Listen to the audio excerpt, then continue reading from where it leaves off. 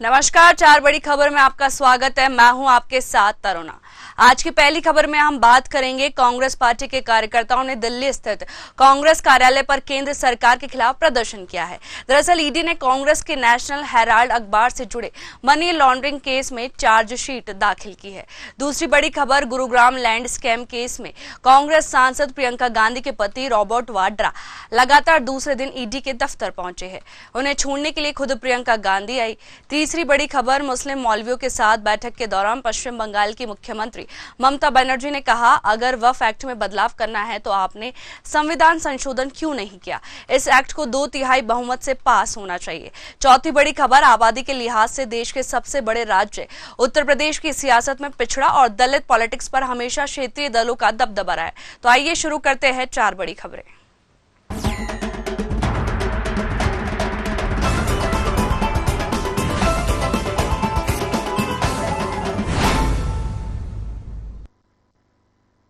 Congress party के कार्यकर्ताओं ने दिल्ली स्थित कांग्रेस कार्यालय पर केंद्र सरकार के खिलाफ प्रदर्शन किया है। दरअसल ईडी ने कांग्रेस के नेशनल हेराल्ड अखबार से जुड़े मनी लॉन्ड्रिंग केस में चार्जशीट दाखिल की है। इसके खिलाफ आज कांग्रेस पार्टी देश भर में प्रदर्शन कर रही है। ईडी की ओर से राहुल गांधी, सोनिया गांधी के साथ Congress overseas chief Sam Pitroda के खिलाफ दिल्ली स्थित राउज एवेन्यू कोर्ट में अभियोजन शिकायत दर्ज की है। पार्टी का आरोप है कि केंद्र सरकार राजनीतिक विरोधियों को दबाने के लिए ईडी का दुरुपयोग कर रही है। इस सिलसिले में कांग्रेस पार्टी की केंद्र सरकार के खिलाफ राज्य मुख्यालयों में, प्रवर्तन निदेशालय कार्यालयों के सामने और संबंधित राज्यों में जिला स्तर पर केंद्र सरकार के कार्यालयों के सामने देशव्यापी विरोध प्रदर्शन कर रही है। इसके बाद स्थिति को देखते हुए पुलिस भी वहां पहुंच गई है और कई लोगों को हिरासत में ले लिया है। वहीं कांग्रेस नेता सचिन पायलट ने इस मामले पर राहुल गांधी, सोनिया गांधी और अन्य के खिलाफ ईडी की अभियोजन शिकायत पर पूरा देश जानता है कि ईडी और सीबीआई भारत सरकार का राजनीतिक हथियार है। सोनिया गांधी का जीवन सार्वजनिक डोमेन में है, यह उनकी छवि खराब करने का प्रयास है। वहीं इस खबर पर ज्यादा जानकारी के लिए हमारे साथ राजनीतिक विश्लेषक मनीष अग्रवाल जी जुड़ गए। मनीष जी, आपका बहुत बहुत स्वागत है न्यूज आवर पर। मनी लॉन्ड्रिंग केस में सोनिया गांधी, राहुल गांधी और सैम पित्रोदा के खिलाफ चार्जशीट दाखिल की गई और उसी को लेकर देश भर में कांग्रेस प्रदर्शन कर रही है। तो ज्यादा शासन करा है, तो उस समय अगर किसी और पार्टी पे ईडी और सीबीआई कार्रवाई करती थी तो क्या उनके कार्यकर्ता जाके ईडी और सीबीआई सरकारी ऑफिसों के बाहर प्रदर्शन करते थे? ये लोकतंत्र है, आपको कानून का सम्मान करना चाहिए। जिस केस में आप जेल लिए हुए थे, अगर आज इसमें चार्जशीट दाखिल होती है तो कोर्ट को उसका संज्ञान लेना चाहिए और जो उचित कार्रवाई है वो करनी चाहिए। आप डेमोक्रेसी में प्रदर्शन कर सकते हैं, ये आपका हक है, लेकिन क्या आपको किसी और नेता के खिलाफ ये कार्रवाई होती तो भी आप यही प्रदर्शित करते? शीर्ष नेतृत्व को ये नहीं दिखाना चाहिए कि उनके कार्यकर्ता जो हैं वो इस काम के लिए उपयोग करे जा सकते हैं। आपको देश के लोकतंत्र में विश्वास रखना चाहिए, न्यायपालिका में विश्वास रखना चाहिए और न्यायपालिका से जो निर्णय आएगा उसका सम्मान करना चाहिए। जी, एक तरफ केशव प्रसाद मौर्य बोल रहे कि गांधी परिवार भ्रष्टाचार में लिप्त है और एक तरफ जो दिग्विजय बोल रहे कि गांधी परिवार भ्रष्टाचार में लिप्त नहीं है। साथ ही सीएम यादव ने भी कहा है कि अपराध करते हैं और फिर विरोध करते हैं। देखिए, ये नेताओं का परस्पर बयान है, लेकिन कोर्ट भारत में मौजूद है। न्यायिक प्रक्रिया इसका संज्ञान लेगी और न्यायिक प्रक्रिया ने इसका संज्ञान लिया है, तभी ये एफआईआर दर्ज हुई थी, तभी इसके लिए राहुल गांधी और सोनिया गांधी जी ने बेल कराई थी। और हमको यहाँ पे ये भी संज्ञान में लेना चाहिए कि ये मुकदमा जो है 2013 का दर्ज है, जबकि उस समय कांग्रेस का शासन था, बीजेपी का शासन नहीं था। तो कांग्रेस के शासन में अगर कोई मुकदमा दर्ज होता है और उसमें बीजेपी के शासन में कानून अपनी प्रक्रिया का पालन करता है, इसका विरोध मुझे लगता है किसी भी राजनीतिक पार्टी को नहीं करना चाहिए, क्योंकि कांग्रेस तो इस समय देश का सबसे मजबूत विपक्ष है। जी, ईडी दफ्तर वाड्रा पहुंचे और वाड्रा ने कहा है कि जो भी ईडी सवाल उनसे पूछेगी वो उसका जवाब देंगे। साथ ही उनका कहना है कि अगर वो कुछ भी अपनी बात उठाते तो उनको रोक दिया जाता है। रॉबर्ट वाड्रा जी को ये समझ में आना चाहिए कि जो ईडी पूछेगी उसका उन्हें जवाब देना ही पड़ेगा। ये उनके कहने से कि मैं उसका जवाब दूंगा वो चीज जस्टिफाई नहीं होती है। दूसरे, अगर उन्हें कोई चीज कहने से रोक दी जाती है तो जब वो मीडिया को ये बता रहे हैं कि वो वहां जाके क्या करेंगे, तो वो पक्ष यहाँ भी रख सकते हैं या उनके पास जो देश के सबसे चुनिंदा लॉयर्स हैं उनके थ्रू वो ये पक्ष जाके कोर्ट में भी रख सकते हैं।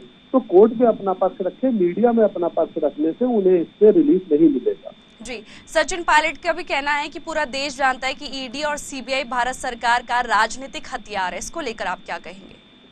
सचिन पायलट जी को ये समझना चाहिए कि जब वो इस देश में मंत्री थे, जब वो कांग्रेस पार्टी के साथ इस देश में शासन करते थे, या उनके पिताजी जब देश में मंत्री थे, तो क्या ईडी और सीबीआई ने कार्रवाई नहीं करी गई? तो क्या ईडी और सीबीआई जो है वो फिर कांग्रेस के हाथ में काम करती थी? क्या 2004 से 14 के बीच में जब सुप्रीम कोर्ट ने ये टिप्पणी करी थी, सीबीआई से कांग्रेस के संदर्भ में ही करी थी? हर पार्टी को पहले अपने इतिहास को देखना चाहिए, फिर आगे दूसरी पार्टी पे ये आरोप लगाना चाहिए, और न्याय प्रक्रिया का हमेशा सम्मान करना चाहिए। यही डेमोक्रेसी का सबसे मजबूत प्रदर्शन। जी, जब अगर ईडी कार्रवाई करती है तो उनको उसके खिलाफ भी नहीं जाना चाहिए। वाड्रा को अगर वो बोल रहे मनी लॉन्ड्रिंग मामले में अगर उनके ऊपर केस दर्ज है तो उनको निष्पक्षता से जवाब भी देना चाहिए। और हमेशा जब ईडी कार्रवाई करती है तो कांग्रेस ये सवाल क्यों उठाती है कि भाजपा ने ये सब कुछ करवाया है? देखिए, ईडी एक ऐसी संस्था है जो कांग्रेस के द्वारा ही बनाई गई थी देश में भ्रष्टाचार पे देखरेख करने के लिए, लेकिन आज जब वो उनके खिलाफ कार्रवाई कर रही है तो उन्हें लग रहा है ये गलत हो रहा है। कांग्रेस ने जिन संस्थाओं को खड़ा करा है, कांग्रेस को उन संस्थाओं को चलने देने का चॉइस भी देना पड़ेगा। आज अगर कांग्रेस इस बात का विरोध कर रही है तो कांग्रेस के पास सारे तथ्य हैं, तो कांग्रेस जाके उसको कोर्ट के समक्ष रखे और ईडी की कार्रवाई को रुकवाने की कोशिश करे, जिसको कांग्रेस ने lower court, high court, supreme court हर जगह कोशिश करा, लेकिन उसकी कोशिश जब वहां कामयाब नहीं आती तो वो जनता के बीच में आके ये गलत मैसेज देना चाहते हैं। न्यायालय का और सरकारी संस्थाओं के फंक्शनिंग को आपको क्वेश्चन उठाना है तो आप कोर्ट में जाइए, वरना उनके आदेशों का पालन करिए और इस प्रक्रिया के तहत आपको गुजरना पड़ेगा। जी, वाड्रा के खिलाफ अगर मनी लॉन्ड्रिंग के खिलाफ मामला दर्ज है, अगर उनका ये भी कहना है कि उनके साथ राजनीतिक प्रतिशोध किया जा रहा है, ऐसा तो नहीं लग रहा है। ईडी की कार्रवाई वो लगातार जारी रहेगी।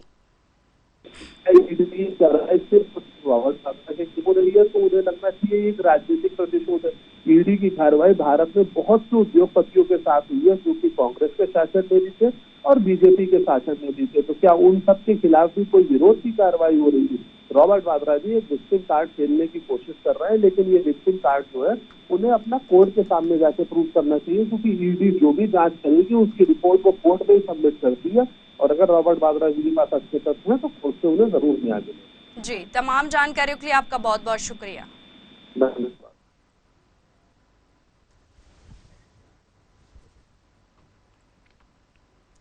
गुरुग्राम लैंड स्कैम केस में कांग्रेस सांसद प्रियंका गांधी के पति रॉबर्ट वाड्रा लगातार दूसरे दिन ईडी के दफ्तर पहुंचे हैं।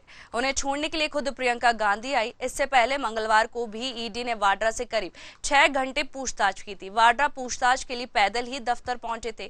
पेशी से पहले रॉबर्ट वाड्रा ने कहा वे कभी भी अपने आप को सॉफ्ट टारगेट नहीं बुलाएंगे। केंद्र सरकार उन्हें परेशान करे या कोई प्रेशर डाले तो वे और उभर कर आएंगे, स्ट्रांग बनेंगे। वाड्रा ने कहा हम लोगों की बात रखते हैं, इसलिए टारगेट पर है। हम किसी से डरते नहीं हैं, हमेशा लोग के लिए लड़ते रहेंगे। संसद में चाहे राहुल गांधी को रोका जाए या मुझे बाहर रोका जाए, हम सच्चाई और लोगों के लिए लड़ते रहेंगे। हम टारगेट जरूर है पर सॉफ्ट टारगेट नहीं है, हम हार्ड टारगेट है और मजबूत बनते रहेंगे। समय बदलता रहता है। इस मामले में ईडी ने 8 अप्रैल को भी वाड्रा को समन भेजा था, हालांकि तब तक पेश नहीं हुए थे। मंगलवार को ईडी दफ्तर जाते समय वाड्रा ने कहा था कि यह कार्रवाई राजनीतिक मकसद से की जा रही है। वहीं आपको बता दें कि वाड्रा को दूसरी बार समन भेजा गया है और ईडी दफ्तर पहुंचे हैं वाड्रा। साथ ही उनसे जो पूछताछ है वो जारी है और वाड्रा का कहना है कि वो निष्पक्षता से जवाब देंगे और उनसे जो सवाल किए जा रहे हैं वो उससे और भी मजबूत होते जा रहे हैं, ऐसा वाड्रा का कहना है। वहीं इस पर ज्यादा जानकारी के लिए हमारे साथ राजनीतिक विश्लेषक नजम अहसन जी जुड़ गए। नजम जी, आपका बहुत बहुत स्वागत है न्यूज आवर पर। आज दूसरे दिन भी लगातार वाड्रा पर ईडी दफ्तर में कार्रवाई जारी है, साथ ही उनसे पूछताछ भी की जा रही है और प्रियंका गांधी उनको वहां पर छोड़ के आई थी। तो ये जो वाड्रा की कार्रवाई है इसको लेकर आप क्या कहेंगे? लगातार वाड्रा का ये भी कहना है कि जो भी उनसे सवाल पूछे जाएंगे वो उसका निष्पक्षता से जवाब देंगे, साथ ही वो जो कार्रवाई की जा रही है उससे और भी मजबूत होते जा रहे हैं, उनका ऐसा कहना है। देखिए, ये बात बिल्कुल सही है कि रॉबर्ट वाड्रा लगातार जो है वो ईडी के निशाने पर हैं और रॉबर्ट वाड्रा जो है ये लगभग 20 बार उन्होंने कहा कि 20 सालों में 15 बार ईडी ने उनसे पूछताछ की है और 10 घंटे उनसे ईडी ने पूछताछ की है, ये मामला जमीन से जुड़ा हुआ मामला है। और जबकि एक बात हम आपको ये बता दें कि ये फरवरी 2008 से मामला इनका चल रहा है और ये मामला कोई छोटा मोटा मामला नहीं है। और इसमें तत्कालीन जो हरियाणा सरकार के जो पूर्व मुख्यमंत्री भूपेंद्र सिंह हुड्डा भी इसमें शामिल है और इसलिए लगातार उनके ऊपर इस तरह से पूछताछ, क्योंकि लाइन बहुत बड़ी है, तो 350 एकड़ जमीन का मामला है, उन्होंने डीएलएफ के हाथों 58 करोड़ रुपए में भेज दिया था, तो इसलिए लगातार उनसे ईडी इस मामले में पूछताछ कर रही है। अब ये देखना है कि क्योंकि कांग्रेस पार्टी लगातार उनके ऊपर हमला कर रहे हैं। आज लखनऊ में उन लोगों ने कहा था कि लखनऊ में ईडी दफ्तर को गिराव का मामला किया था। इससे पहले भी एक मामला जो है वो सुरेश शर्मा नामक एक शख्स ने 2018 में गुड़गांव में खड़के में एक जमीन को मामला को लेकर रावत वाड्रा की शिकायत भी दर्ज की थी। और जिस तरह से ईडी इनसे पूछताछ कर रही है, तो अब जाहिर सी बात है कि 15 बार पूछताछ कर चुकी है, लेकिन अभी तक कोई निश्चित नहीं निकला है। जी, ये जो वाड्रा पर कार्रवाई की जा रही है, साथ ही ऐसे भी आरोप लग रहे हैं कि जो गांधी परिवार है वो भ्रष्टाचार में लिप्त है, इसको लेकर आप क्या कहेंगे? देखिए, गांधी परिवार भ्रष्टाचार में लिप्त होता तो 10 साल सरकार को पिछले 10 सालों से सरकार पर भारत सरकार को हो गया है, तो अब तक कार्रवाई क्यों नहीं हुई? अब हम आपको पिछले 8 अप्रैल को भी उनसे पूछताछ के लिए तलब किया गया था, हालांकि वो ईडी दफ्तर नहीं पहुंच पाए थे। और लेकिन लगातार इनसे इस मामलों के लिए मैं आपको फिर पिछले 20 सालों से इनसे 15 बार इनको बुलाया गया, 10 घंटे से ज्यादा पूछताछ की गई, 23,000 से ज्यादा दस्तावेज सामने पास में है, तो कार्रवाई क्यों नहीं हो रही है? और लेकिन अब ये लैंड इतनी बड़ी है वहां पर, क्योंकि ईडी उनसे पूछताछ कर रही है, कह रही है। अब उधर रावत वाड्रा का आरोप है कि हमें राजनीतिक प्रशिक्षण, ये उनके ऊपर राजनीति के तहत ये किया जा रहा है, प्रेरित किया जा रहा है। जबकि लगातार जो है वो आपको मालूम होगा, कल जब वो गए थे अपने वो सुजान सिंह पार्क से, तो एपीजे अब्दुल कलाम जो यहाँ पे ईडी दफ्तर है, वो वहां से मुख्यालय जो वो पैदल वहां से गए थे, 2 किलोमीटर पैदल करके पहुंचे थे। लेकिन अब ये है कि वहां पर जिस तरह से शिकायतें लगातार आ रही है और ईडी लगातार पूछताछ कर रही है, 10 घंटे पूछताछ कर रही है, 15 बार पूछताछ कर चुकी 20 सालों में, तो अभी तक क्या ईडी को दस्तावेज नहीं मिल पाए हैं?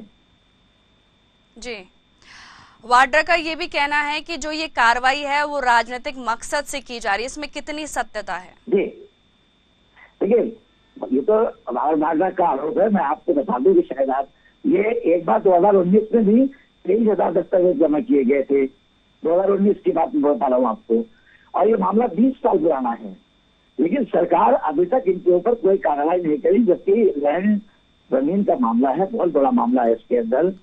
और हम आपको एक बात यही बता दें कि रावत वाड्रा की जमीन जो है वो 7.5 करोड़ रुपए में इन्होंने 3.5 एक एकड़ जमीन थी। अब डीएलएफ को उन्होंने बेचा, रियल एस्टेट कंपनी बहुत बड़ी डीएलएफ है, 58 करोड़ रुपए बेच दिया था। तो ईडी के पास सबूत होगा, 23,000 दस्तावेज जब है उनके पास में, तो अब तक रावत वाड्रा के ऊपर क्यों नहीं चल रही है? अब उनके ऊपर रावत वाड्रा का आरोप भी है, प्रियंका गांधी का भी आरोप है, कांग्रेस नेताओं का भी आरोप है कि हम तो राजनीति से प्रेरित किया जा रहा है, ये राजनीतिक रूप दिया जा रहा है इसको। जी, तमाम जानकारियों के लिए आपका बहुत बहुत शुक्रिया।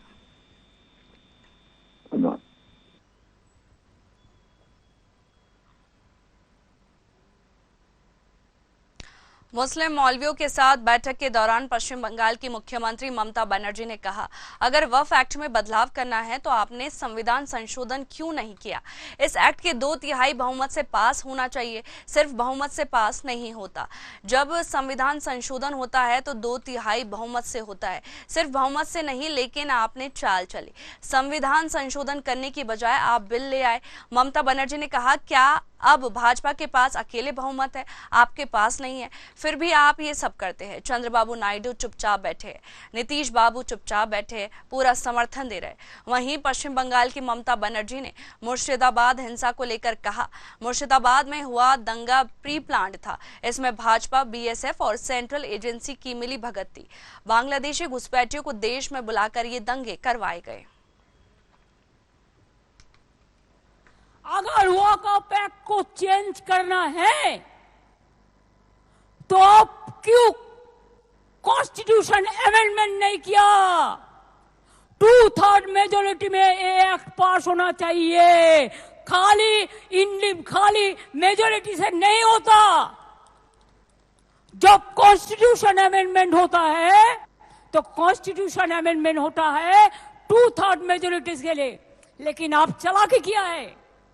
आप कॉन्स्टिट्यूशन अमेंडमेंट नहीं करके आप एक बिल किया है, वॉकआउट अमेंडमेंट एक्ट किया है, लेकिन कॉन्स्टिट्यूशन अमेंडमेंट नहीं किया। कि कॉन्स्टिट्यूशन अमेंडमेंट करते आपको 2/3 मेजोरिटी का जरूरत था। हमारे साथ राजनीतिक विश्लेषक अतुल मिश्रा जुड़ गए। अतुल जी, आपका बहुत बहुत स्वागत है न्यूज आवर पर। पश्चिम बंगाल की सीएम ममता बनर्जी ने मुस्लिम मौलवियों के साथ बैठक की है और वक्फ बिल को लेकर, माफ कीजिएगा, वक्फ कानून को लेकर अगर वो इतना विरोध क्यों कर रही है, क्योंकि वक्फ कानून जो है वो मुसलमानों के पक्ष में ही है, तो इतना विरोध क्यों किया जा रहा है ममता बनर्जी के द्वारा? देखिए मैडम, विरोध तो करना ही करना है। अभी इन्होंने अपने शब्दों में क्या कहा कि संविधान के लिए 2/3 की मेजॉरिटी, तो वैसे ही 2/3 की मेजॉरिटी इनको बहुत अच्छी तरीके से याद रहती बंगाल के लिए। आप बताइए, मुर्शिदाबाद में दंगा होता है, बलियान आज वहां पर भी दंगा हुआ, क्यों नहीं रोक पा रही आप? क्या कारण है? आपको याद होगा लेफ्ट की सरकार खाली इसीलिए तो गई थी कि वहां पर दंगे होते थे, इसी तरीके की स्थितियां होती थी। तो ये पश्चिम बंगाल का इतिहास रहा है और उसी इतिहास को आज ममता बनर्जी भी दोहरा रही हैं। उनका मेन मोटो क्या रहा कि बांग्लादेश से रोहिंग्यों को यहाँ पर लाकर बसाना, उनके आधार कार्ड बनाना, उनको सारी सुविधाएं देना, मौलवियों को तनख्वाह देना, जितने भी मौलवी उनको तनख्वाह दी जाती थी, ये सब आप लोग को मालूम है। तो बंगाल को ये बांग्लादेश पूरी तरीके से बनाने के लिए बैठी हुई है। वहां पर जाकर ये भाषण देती है मौलाओं के बीच में, लेकिन हिंदुओं के लिए कभी किसी पार्टी ने नहीं सोचा। आज कांग्रेस भी चुप है, समाजवादी पार्टी भी चुप है, जो लेफ्ट के अगेंस्ट में लड़ती वो भी बंगाल में चुप है, सारी पार्टियां चुप है। लेकिन अगर यही हिंदू कुछ कर देता है तो ये सारी जितनी इंडी गठबंधन है वो एक हो जाता है। उनका मोटो ये नहीं है, उनका मोटो सिर्फ इतना है कि किसी तरीके से मोदी की सत्ता को, मोदी को बाहर कर देना है, इनका मूल मोटो ये है। तो ये ममता बनर्जी इस स्थिति में पश्चिम बंगाल को पहुंचा देंगी। आपको याद होगा जब ममता बनर्जी ने पहला चुनाव लड़ा था, कितने % वोट थे? 2% लड़ा। मुल्की से जो चुनाव लड़ा, इसमें 75% वोट मुसलमानों, जिसकी बदौलत इन्होंने 200 के ऊपर सीटें प्राप्त की थी, पूर्ण बहुमत प्राप्त किया था। तो ममता बनर्जी इतनी चालाक लेडी है कि उस चीज को जानती है कि हमको मुसलमानों को यहाँ पर देखना पड़ेगा। बांग्लादेश से आ रहे हैं मुसलमान, नदी पर पार करके आ रहे हैं, क्या आपको नहीं मालूम? वहां पर धुलियान में इन्होंने अटैक किया, मुर्शिदाबाद में अटैक किया, सफेद टी शर्ट, नीली लुंगी, भाषाएं नहीं समझ में आ रही, उनकी बांग्लादेशी भाषाएं सुनने में आ रही, सीसीटीवी कैमरे बता रहे, क्या तरीका है ये? तो मैं तो सीधी सी बात कहना चाहूंगा, इनकी किसी बात पर ध्यान न दिया जाए। सिर्फ केंद्र सरकार का एक ही तरीका है कि राष्ट्रपति शासन लगा दिया जाए। आज कांग्रेस को अपना समय याद रखना चाहिए। जब इंदिरा गांधी जी प्रधानमंत्री हुआ करती थी तो कितने राज्यों में इन्होंने राष्ट्रपति शासन लगा डाला था, खाली छोटी छोटी घटनाओं के ऊपर। तो केंद्र सरकार कहीं ना कहीं इस चीज को देख रही है। इसका नतीजा आज जो आपने देखा है, हमने याचिकाएं जारी की सुप्रीम कोर्ट में, सुप्रीम कोर्ट ने भी ये कहा कि 2 हफ्ते में आप जवाब दाखिल कीजिए, और सीबीआई ने खुद ये चीज कही है कि ये जो धाराएं हैं इसके अंतर्गत जामा मस्जिद पर भी कोई असर नहीं आएगा। जी, तमाम जानकारी के लिए आपका बहुत बहुत शुक्रिया।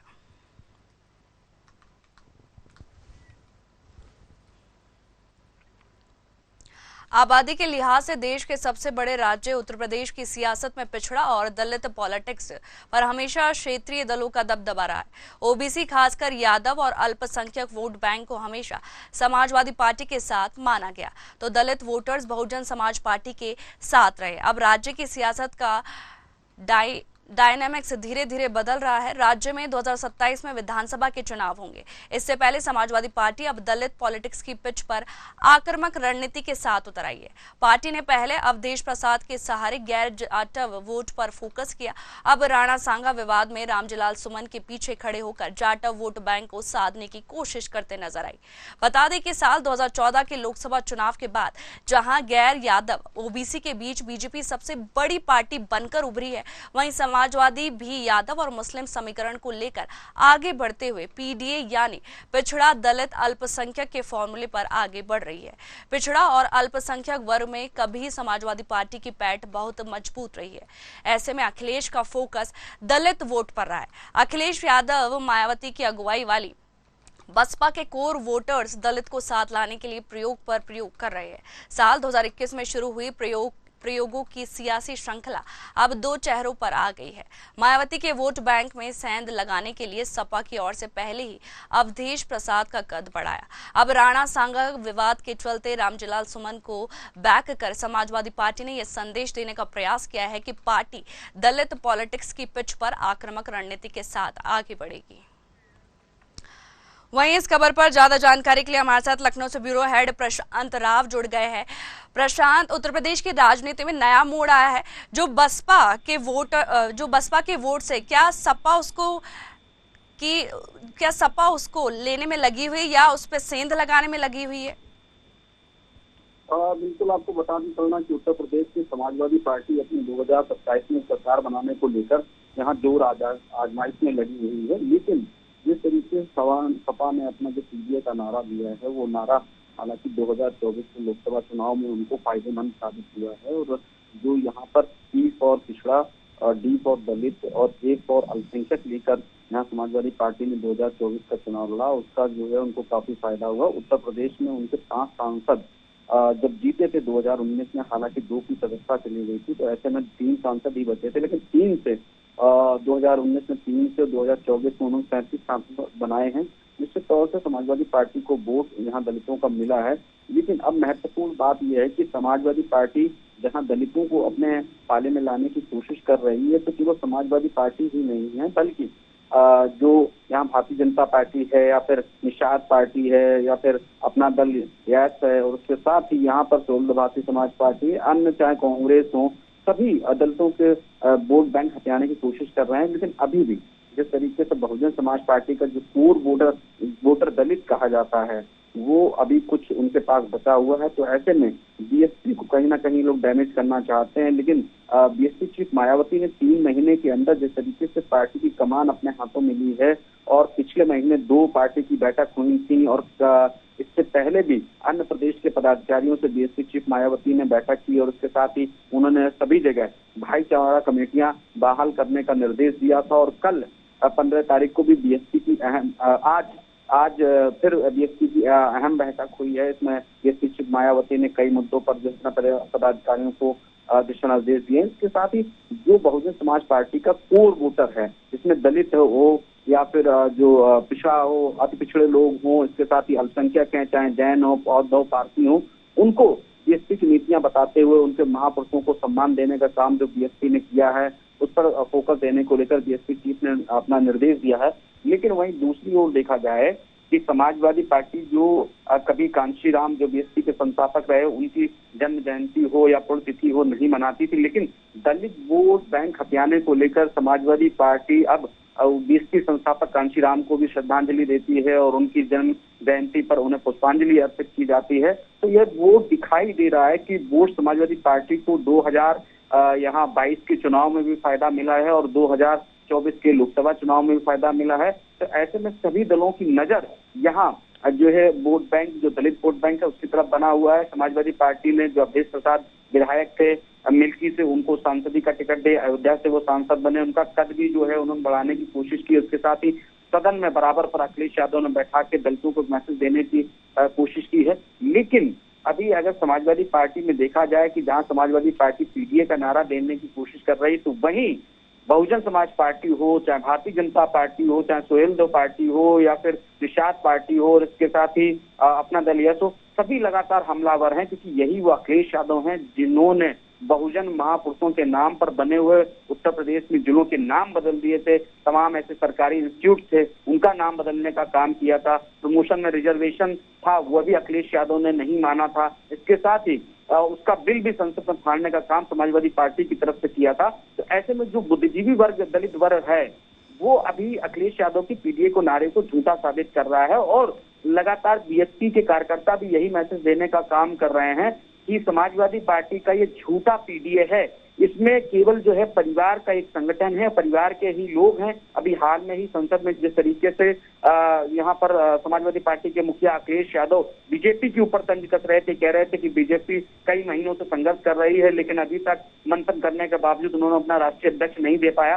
तो वही केंद्रीय गृह मंत्री अमित शाह ने एक तंज कसा था और उन्होंने कहा था कि मैं आपसे कहता हूं कि आप अगले 40 साल तक पार्टी के अध्यक्ष रहेंगे। तो निश्चित तौर से देखिए, वहां लगातार जो विपक्षी दल है समाजवादी पार्टी के ऊपर यही हमला बोल रहे हैं कि आपकी परिवारवादी पार्टी है, और इसके बाद जब सरकार बन जाती है तो वहां एक धर्म विशेष के लोगों का वर्चस्व रहता है, जिन्होंने उत्तर प्रदेश में बहुत से आपराधिक घटनाक्रमों को अंजाम दिया है। तो ऐसे में दलित वोट बैंक की राजनीति समाजवादी पार्टी को भले ही 2022 में फायदा मिला हुआ, 2024 में फायदा मिला हुआ, लेकिन अब शायद उनके पाले में नहीं आने वाला है, क्योंकि बीएसपी चीफ पूरी तरीके से एक्टिव हो चुकी हैं। भाईचारा कमेटियां उन्होंने एक्टिव कर दी हैं।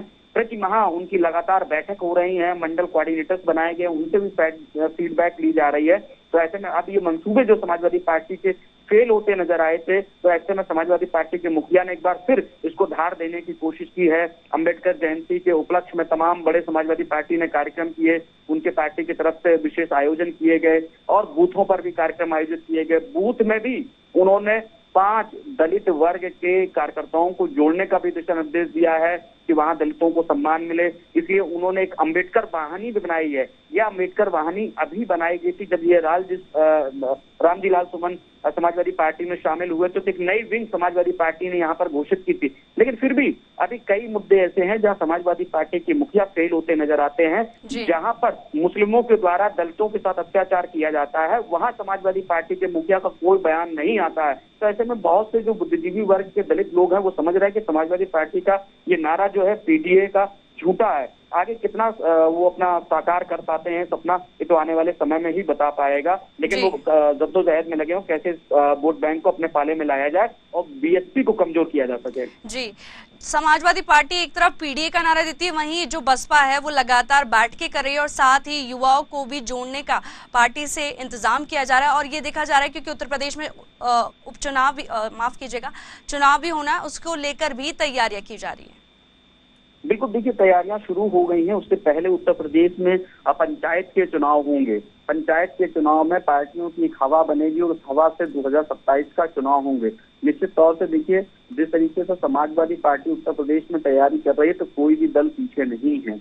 अगर बात की जाए समाजवादी पार्टी की, तो समाजवादी पार्टी 1992 में बनी थी, जबकि बहुजन समाज पार्टी 14 अप्रैल 1984 को इसकी जो स्थापना थी वो बीएसपी के संस्थापक कांशीराम ने की थी। और कांशीराम इससे पहले जो यहाँ पर पिछड़ा वर्ग को लेकर हो, अल्पसंख्यकों को लेकर हो या सर्व समाज में जो हाशिए पर खड़े लोग थे उनको उन्होंने जोड़ना शुरू किया था। और जब बहुजन समाज पार्टी की पहली बार सरकार बनी थी तो सभी वर्गों को यहाँ उचित स्थान बहुजन समाज पार्टी की सरकार में मिला था और उसका एक मैसेज जो रहा वो सभी दलों ने कॉपी करने का काम किया। और उसके बाद सभी संगठनों ने ये जोर दी, सभी पार्टियों के संगठनों में सभी जो जाति धर्म के लोग थे उनको स्थान देने का काम किया। तब जाके कहीं ना कहीं बीएसपी को यहाँ पर लोग पीछे कर पाए। उसके बाद फिर समाजवादी पार्टी की सरकार आई। समाजवादी पार्टी की बाद फिर यहाँ बहुजन समाज पार्टी आई। 2007 में फुल फ्लैश यहाँ गवर्नमेंट जो है वो बीएसपी की बनी। बीएसपी 2012 में चुनाव हारी तो 2012 में समाजवादी पार्टी यहाँ जीती तो समाजवादी पार्टी ने युवा चेहरे यहाँ अखिलेश यादव को यहाँ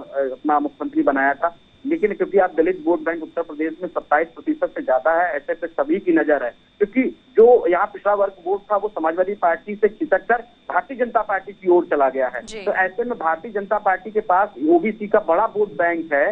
निश्चित तौर से इसीलिए दलित वोट बैंक की अब नजर है, क्योंकि भारतीय जनता पार्टी के पास आंकड़ों के अनुसार देखा जाए तो 49% वोट उनके पास है, उनको जीतने के लिए केवल 1% वोट चाहिए, जबकि समाजवादी पार्टी के पास यहाँ 36% से अधिक वोट है। तो ऐसे में उनको करीब यहाँ 14% या 12% वोट बैंक चाहिए। वो वोट बैंक केवल यहाँ अनुसूचित जाति यानी कि एससी वोटों से पूरा हो सकता है, जो बहुजन समाज पार्टी के पास है। तो उसमें सेंध लगाने की कोशिश की जा रही है ताकि 2027 में समाजवादी पार्टी या अपनी सत्ता काबिज कर पाए। जी, तमाम जानकारियों के लिए आपका बहुत बहुत शुक्रिया।